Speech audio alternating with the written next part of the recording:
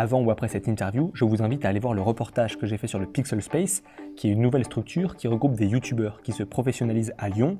On y retrouve notamment Julien de Demos Kratos et Vincent de Stardust, qui nous font visiter leur studio et qui nous parlent de leurs objectifs.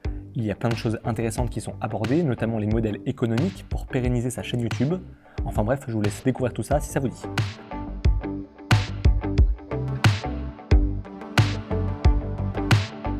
Vincent a lancé Stardust en janvier 2016 pour parler d'aviation, d'espace et surtout raconter des histoires et partager ses passions. Sa chaîne a pu bénéficier de quelques coups de pouce comme celui de Victor, d'Inde Panda ou de Maxime alias Amixem. Avec en parallèle la rigueur du travail effectué, les compteurs se sont affolés. Vincent a quitté son job de médiateur scientifique pour se lancer à plein temps dans l'aventure YouTube. Et maintenant, à ses côtés, ils sont plus de 300 000 à avoir la tête dans les étoiles.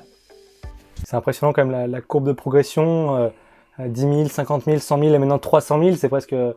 je crois que j'avais lu un truc sur ton blog, tu le disais, on a presque du mal à les réaliser en fait ces chiffres au bout d'un moment parce que ça devient vertigineux et on n'est pas préparé au début quand tu le lances quoi. Ah bah oui, ça veut plus rien dire. C'est comme des aspects de distance. Si je te dis 50 millions de kilomètres ou 1 milliard de kilomètres, ton cerveau il le visualise pas en fait. C'est exactement la même chose avec les nombres d'abonnés. Et au final en fait le nombre d'abonnés, au début tu es vachement attaché à ça et en vrai il faut s'en détacher et quand tu t'en détaches tu te sens beaucoup mieux déjà.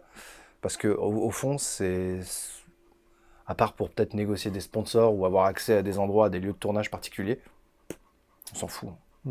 Ce que je trouvais intéressant aussi, parce que j'ai lu la partie bio de ton site qui est hyper intéressante, et je trouvais ton parcours super, c'est, tu le dis, comme beaucoup en fait d'enfants, de gamins, on a souvent cette passion de l'astronomie, etc.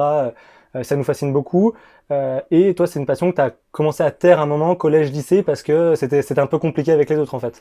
Bah ouais, parce que quand on a une passion aussi particulière, bah forcément on trouve pas énormément de gens à qui en parler. Forcément, si on est fan de foot, ça va être beaucoup plus facile. Si on est fan d'espace, on va trouver forcément moins de monde. Et c'est pour ça que j'ai gardé cette passion pour moi. Puis je me suis dit que de toute façon, bah, j'en ferais pas mon métier. Enfin, c'est une très longue histoire. Ouais. Et du coup, bah, je me suis concentré, on va dire, sur la vraie vie. J'ai délaissé un peu cette passion. Je l'ai gardée pour moi, mais je l'ai pas vraiment entretenue. Jusqu'à ce que bah, j'en ai marre et que j'ai envie de vraiment m'exprimer et de faire ce que je veux, enfin, après des années de galère de boulot classique. Ah, parce que c'est ce que t'es autodidacte, donc tu t'es formé tout seul à la vidéo, etc. Tu t'es aussi formé tout seul dans ton boulot. Avant, tu étais développeur web. Tu faisais des horaires pas possibles. Enfin, ça n'a pas toujours été hyper facile. Donc, quand on en arrive ici à être vidéaste pro, parler de sa passion, il y a forcément la fierté du chemin parcouru. C'est quand même une belle satisfaction d'en être arrivé là après toutes ces galères professionnelles. Bah, je dirais pas que c'est une fierté, mais c'est une chance en fait. Parce que je connais des gens qui ont travaillé tout aussi dur et qui n'ont pas eu autant de chance que moi et qui galèrent encore, qui sont au RSA ou des choses comme ça, et qui sont aussi talentueux, voire beaucoup plus talentueux que moi. Donc non, c'est de la chance. J'ai de la chance d'avoir été pistonné, on va le dire, hein, pistonné par In The Panda, pistonné par Amixem, pistonné par le Sense of Wonder. Tous ces gens qui m'ont mis en avant sur YouTube à l'époque où c'était faisable de mettre en avant, parce qu'il y a trop de chaînes, on met de la mise en avant, ça marche plus pour progresser. Mais grâce à ce piston, j'ai pu avancer. C'est de la chance. C'est vraiment de la chance. Après, c'est vrai que c'est quand même un coup de tremplin phénoménal quand, parce que comme tu l'as dit, et encore maintenant, moi je pense quand même il y a beaucoup de chaînes qui grouillent, il y en a tellement, le contenu s'est multiplié, démultiplié. Donc forcément, dès que quelqu'un arrive à tirer son épingle du jeu ou bénéficier d'un petit coup de pouce, bah forcément ça aide et ça accélère. Et c'est pour ça aussi que je trouve que tu es vachement dans le partage, dans la solidarité, même entre youtubeurs. Tu essayes aussi de redonner ce que toi tu as pu recevoir un peu, non? Ouais, c'est ce que je faisais il y a encore peu de temps, mais je commence à moins le faire parce que je vois que ça marche pas. D'accord. J'essaye, mais maintenant je suis plus dans le partage, on va dire, immédiat, genre par tweet ou par post de communauté, mais pas directement dans la vidéo, parce que dans la vidéo ça ne marche plus. Les gens ont déjà 150 chaînes en abonnement, ils en veulent pas d'une autre, et puis aussi, bah, je sais pas si toi tu as ce syndrome, mais moi j'ai un peu le même syndrome, mais tu apprécies toujours plus une musique que tu as découvert toi-même, plutôt qu'une musique qu'on t'a conseillée. Et même t'es moins réticent à découvrir les musiques par toi-même en allant sur une playlist aléatoire que écouter les conseils de quelqu'un. Moi, je suis comme ça. Et du coup, moi, quand on me conseille une chaîne, je vais pas y prêter attention. Par contre, si l'algorithme m'envoie sur une chaîne, Et c'est ce qu'il fait tout le temps. Mon algorithme est super bien là parce qu'il me propose des chaînes tout le temps qui me plaisent au final. Et je préfère ça. Quand tu t'es lancé sur YouTube, tu as été assez productif rapidement, tu as sorti pas mal de vidéos. C'est aussi une des clés, la régularité, en tout cas de... Ah bah le chômage, c'est clair que ça aide pour être productif. Parce que j'étais au chômage quand j'ai vraiment commencé au tout début. Bah c'est pas être très productif forcément, mais c'est être régulier en fait. C'est-à-dire que tu peux faire une vidéo tous les jours, ou une vidéo toutes les semaines, ou une vidéo toutes les 2 semaines, ou une vidéo tous les mois, tant que tu es régulier en Dans fait. la cadence. Voilà. Il faut pas faire des Antoine Daniel, genre sortir une vidéo tous les mois et puis d'un coup sortir tous les 4 ans. Là, l'algorithme, il va moins aimer. Donc ouais, là maintenant, en fait, la clé, c'est plus le piston comme c'était avant. Maintenant, c'est vraiment l'algorithme. Il y a des chaînes qui l'ont très bien compris. Hein, AstronoGeek, typiquement, lui a tout à fait compris comment marche l'algorithme et il l'exploite à fond. C'est-à-dire comment est-ce que tu arrives vraiment à comprendre et par exemple par rapport à ce que tu fais avec Stardust, ça va être quoi les différences, j'ai envie de dire stratégiques pour mieux marcher avec l'algorithme? Publier toutes les semaines et essayer de s'y tenir. D'accord. Je dis bien essayer parce que j'y arrive pas tout le temps, parce que les travaux, parce que la vie classique, les obligations de la vie. Mais ouais, au maximum, essayer de rester régulier. Je vais pas dans le putaclic, parce que ça aussi c'est une autre technique. Je vais pas dans le putaclic, mais mes titres sont jamais vraiment putaclic. Ils l'ont été à une époque, mais maintenant je ressens pas le besoin d'avoir autant de mise en avant, etc. En fait, maintenant, mon but, c'est plus de monter en abonnés, de monter en vues et donc de monter en revenus. Ça, c'est pas ce que je cherche du tout actuellement. Là, maintenant, je me sens stable. Je veux dire, je dépends d'une boîte de prod qui s'occupe de tout ça, qui s'occupe de l'administratif, etc. Moi, je me focus sur le créatif, ça marche très bien. On a des sponsors qui arrivent, c'est très bien. Je suis stable, je suis content. J'ai pas besoin de demander plus, donc je fais pas de putaclic. Et je reste régulier dans l'algorithme parce que sinon, en fait, les vidéos sont aussi moins vues dans les abonnements, donc mes abonnés les voient moins. Mais en fait, j'essaye de rester, voilà. Là, comme je suis, c'est très bien. Donc, tant que ça reste comme ça, c'est très bien. Donc, je fais en sorte que ça reste comme ça. Je le disais tout à l'heure, plus de 300 000 abonnés. Est-ce que, malgré tout, ce poids du chiffre, il t'offre et il essaye en tout cas de t'apporter un peu une légitimité ou malgré tout, malgré les succès, les centaines de milliers de vues sur YouTube, il y a toujours ce petit syndrome de l'imposteur qui restera et qui t'arrive pas à te débarrasser? Parce que j'ai vu que tu en avais parlé aussi de ce syndrome-là. Est-ce que malgré tout, malgré la progression, tu arrives un petit peu à l'oublier? J'ai trouvé le remède en fait. Le remède du syndrome de l'imposteur, c'est la rigueur. Si tu es rigoureux, tu pourras pas t'en vouloir d'avoir fait une erreur ou de ne pas être spécialiste du sujet. Si tu as fait ton sujet, si tu sources ce que tu dis, si tu es ultra rigoureux ou rigoureuse, que vraiment tu te donnes à fond dans le sujet, ton syndrome de l'imposteur, il s'en va. Et il y en a qui vont te reprocher des erreurs, parce que t'en fais, c'est normal. Mais tu fais moins d'erreurs, et si tu as bien bossé à fond ton sujet, et que tu racontes 10% de ce que tu as appris en taffant ton sujet, là, tu es sûr que tu peux pas te louper, quoi. Tu développes aussi, alors je sais pas de plus en plus, mais en tout cas il y a aussi le volet live. Il y avait notamment la sortie de Pesquet, ça remonte un petit peu, mais très récemment le décollage du Falcon 9. Plus de 5 heures, au total, là j'ai regardé tout à l'heure, on est à plus de 300 000 vues cumulées. C'est aussi un format qui te plaît bien d'être en direct? Ah bah ouais, je crois que j'étais la première chaîne YouTube espace à faire des directs de lancement. Maintenant tout le monde en fait, c'est marrant. Surtout avec le développement de Twitch et les confinements et tout le monde s'est mis à liver sur le spatial. Et je suis assez content d'avoir lancé un peu le truc, même si je suis pas le premier du monde à le faire, mais en tout cas le premier francophone, c'est une petite fierté personnelle. Après... c'est de la rigueur aussi, 5 heures d'antenne à tenir, tu t'entoures aussi d'experts qui viennent t'apporter aussi leur savoir. Donc mais les lives, en fait, c'est super bien, les lives de lancement, c'est super bien parce que c'est en général pas très long. 5 heures, là c'était parce que c'était un dispositif spécial, mais en général c'est une demi-heure, pas plus.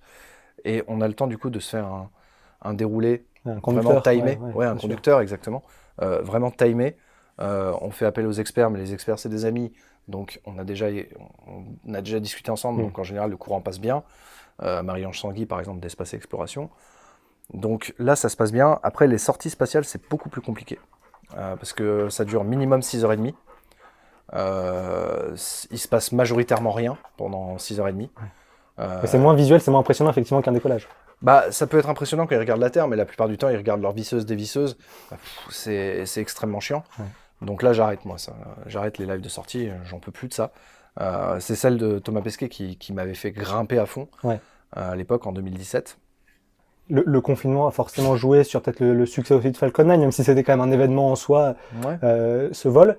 Il a aussi été abordé, diffusé à la télévision, sur des chaînes d'infos en direct, etc. C'est quoi ton regard, toi, sur la vulgarisation, que ce soit spatiale, scientifique, un petit peu, dans les médias classiques, entre guillemets, comment tu te positionnes un peu toi, par rapport à ça? Il live ce qui va être vendeur. Ce lancement-là était politique plus qu'autre chose. Vraiment, il était politique plus qu'autre chose. J'en ai fait un joli thread sur Twitter après, surtout que c'était dans le contexte débutant d'un début de Black Lives Matter, et que on était dans un contexte aux États-Unis qui était comme ça, Black Lives Matter, et à côté de ça, on avait Trump qui faisait Launch America. Le hashtag, c'était ça, le hashtag c'était Launch America. Et du coup, les médias français se sont aussi emballés parce qu'ils ont vu que ça allait être vendeur, qu'il y avait un gros dispositif, etc. Et à chaque fois, en fait, c'est comme ça. À chaque fois, quand c'est vendeur, ils vont en parler. Quand c'est Thomas Pesquet, parce que c'est la France, ils vont en parler. Comme si c'était absolument exceptionnel ce que fait Thomas Pesquet, alors que ça n'allait pas du tout. J'avais participé à un article de stratégie sur Thomas Pesquet. C'était encore plus... Enfin, je veux dire, on est sorti de sa mission, en fait. Thomas Pesquet, c'est devenu un symbole, en fait. Ah, mais clairement, c'est devenu un symbole, mais c'est devenu un symbole chauvin, mal placé. Mal placé dans le sens que, oui, il avait un drapeau français sur l'épaule, mais c'est avant tout un astronaute de l'Agence spatiale européenne. Donc si par exemple on voit, alors j'ai pas envie d'entrer trop dans la politique parce que c'est plus la ligne éditoriale des voisins, mais en gros, si on voit Asselineau dire ouais Thomas Pesquet, là il dit ouais l'Europe quoi. Parce que sans l'Europe, Thomas Pesquet il volerait pas. Parce que le Thomas Pesquet vole pour l'Europe, il est de nationalité française, mais il vole pour l'Europe. Il vole pas représenter l'Europe là-haut en fait. C'est exactement ça. C'est exactement ça. Et il faisait les expériences que le Britannique avant lui avait commencé. Et derrière lui, c'est, je crois, un Allemand qui a terminé le boulot de Thomas Pesquet. Donc c'est vraiment européen et c'est même international. Parce qu'on est sur une station spatiale internationale. Thomas Pesquet faisait ses expériences dans le labo européen, dans le labo japonais, dans le labo américain. Mais c'est drôle de voir quand même comme... le spatial est quand même très sujet à la politique. Enfin, on parlait de Trump pour le lancement du Falcon 9, même à l'époque où on est parti sur la Lune, etc. Enfin, il y a toujours eu une résonance politique très forte, encore plus aux États-Unis. Toujours été encadré par les politiques. Si on n'est pas retourné sur la Lune, c'est de la faute à la politique.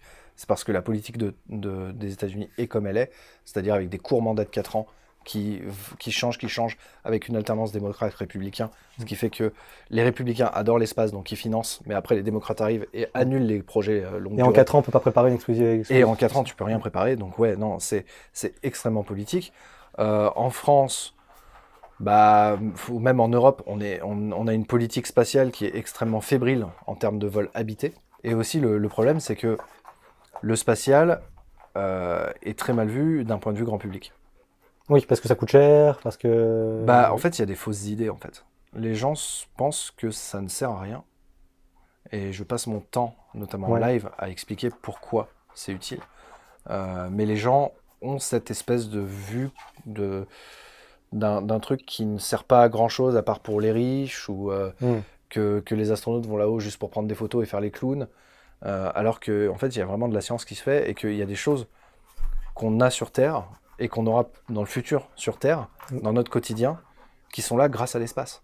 Les gens n'ont pas conscience de ça. Et c'est vrai qu'effectivement, tu dis, on en parle de plus en plus, mais forcément à cause des réseaux sociaux, en fait, on parle de plus en plus, tout le monde a la parole, donc c'est vrai que c'est sujet encore à plein de choses. Moi, la question, par exemple, que je me posais, sans être un peu provoque, mais c'est dans une vidéo, j'en parlais, le projet Starlink, par exemple, d'Elon Musk, est-ce qu'on en a foncièrement besoin, en fait? Est-ce qu'il n'y a pas d'autres urgences plutôt que d'aller offrir Internet à toute la planète? Justement, Starlink, c'est le seul projet actuel où il y a des lives, où il y a des lancements, que je refuse de faire en live. Je boycotte absolument Starlink. Je ne fais aucune communication dessus. Je ne le mets pas en avant et je ne le promeux pas. Au contraire, je le défonce sur Twitter en permanence parce que il pose énormément de problèmes. Je l'ai encore rappelé sur le live d'Arnaud hier soir. Notamment il menace des satellites scientifiques. Il y a eu une presque collision avec un satellite scientifique européen qui étudie le climat. Donc c'est un gros problème, sans parler des problèmes qu'ont les astronomes avec ça. Donc Starlink c'est un gros problème et c'est pas utile.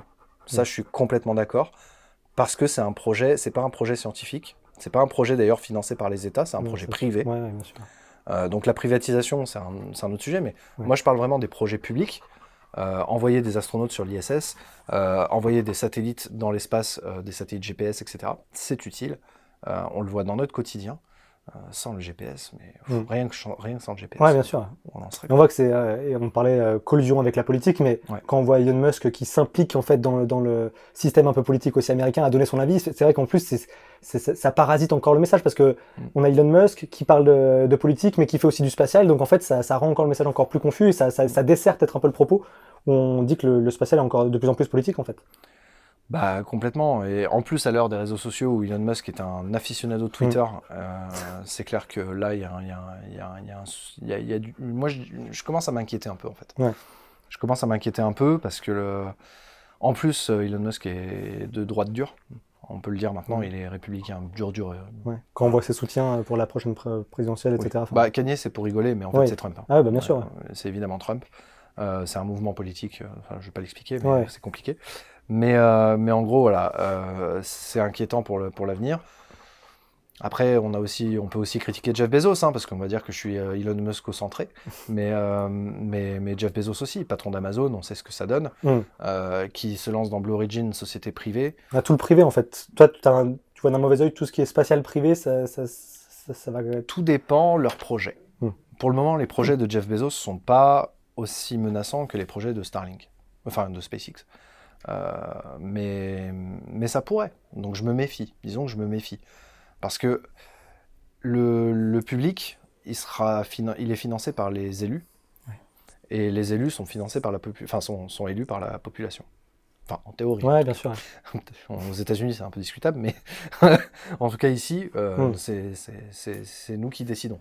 Donc, le budget de l'Agence spatiale européenne est décidé, entre guillemets, par le contribuable européen. On parlait un peu de l'effervescence des réseaux sociaux, Ouais. et ça aide pas non plus dans ton domaine, parce que théorie du complot, les platistes, notamment pour l'espace, on en parle encore aujourd'hui, on n'est jamais allé sur la Lune. Comment est-ce que toi tu le gères ça en fait? Parce que c'est quand même j'ai envie de dire presque une débauche d'énergie au quotidien, parce que tu réponds souvent à des choses sur Twitter, en commentaire, etc. Enfin, je veux dire, c'est en permanence que ça remet en question. Ouais. Bah, en fait, le problème, enfin, la solution qui serait la meilleure, je pense, pour mettre fin au complotisme, même s'il existera toujours un peu, mais au moins pour l'endiguer un peu, c'est l'éducation.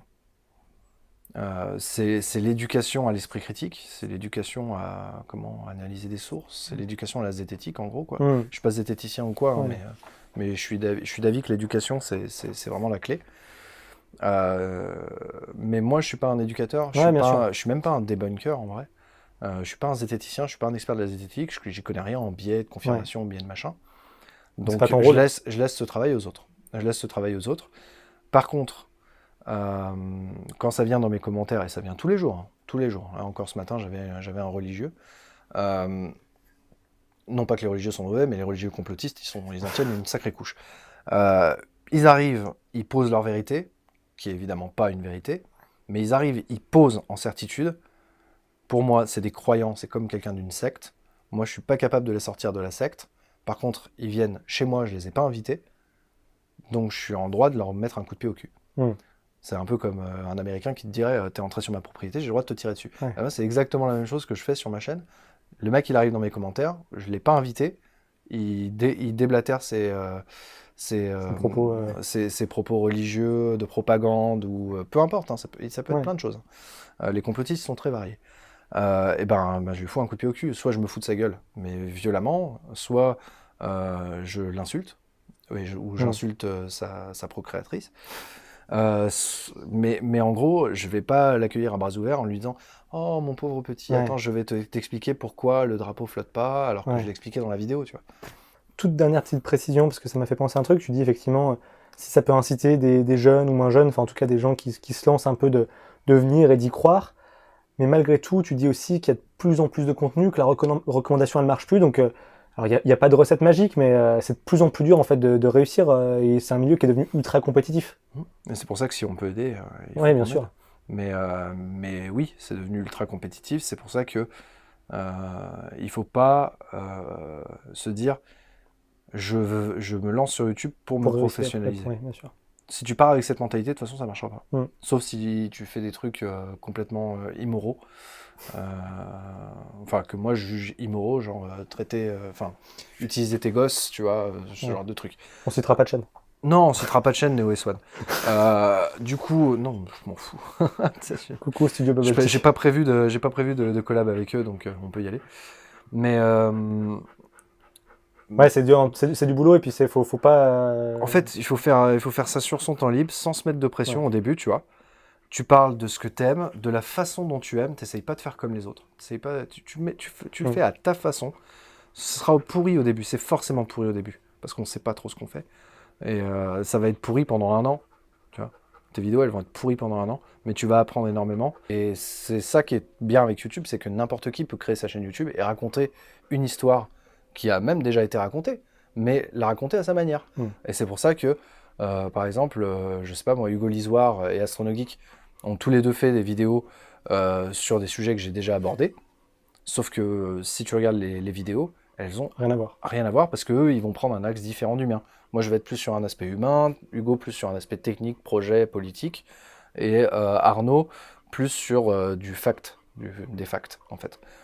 Dérouler des facts. Et du coup, c'est bien parce qu'on est tous complémentaires. Et aujourd'hui, il y a peut-être 30, 40 chaînes YouTube sur l'espace. Je les compte même plus. J'ai arrêté de les compter. Et finalement, c'est pas vraiment une concurrence malsaine dans le sens où chacun peut apporter. Enfin, toi, tu le vois pas d'un mauvais œil que ce soit multiplié. Ah non, mais j'encourage. Il n'y a aucun problème avec ça. Au début même, je les mettais en avant, mais maintenant, il y en a tellement, je peux même plus les regarder. Donc je peux pas les mettre en avant, vu que je les regarde pas.